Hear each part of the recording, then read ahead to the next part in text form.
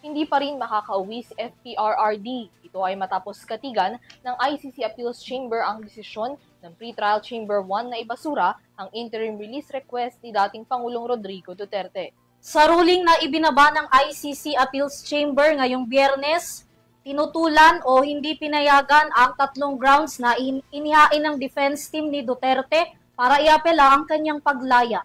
Matatandaan na noong Setyembre, binasura ng ICC Pre-Trial Chamber 1 ang dalawang interim release request ng kampo ni PRRD.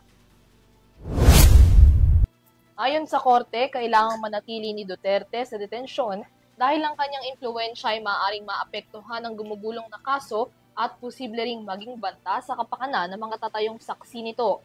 Sabi ng appeals court na bigo ang defense na patunayan ang mga grounds ng apela na inihain nito para makalaya si Duterte mula sa detensyon.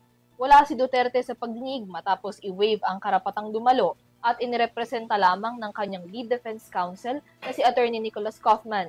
Marso ng kasalukuyang taon nang arestuhin si Duterte para sa kasong crimes against humanity kaugnay ng umano'y extrajudicial killings na naganap sa ilalim ng kampanya kontra droga ng kanyang administrasyon.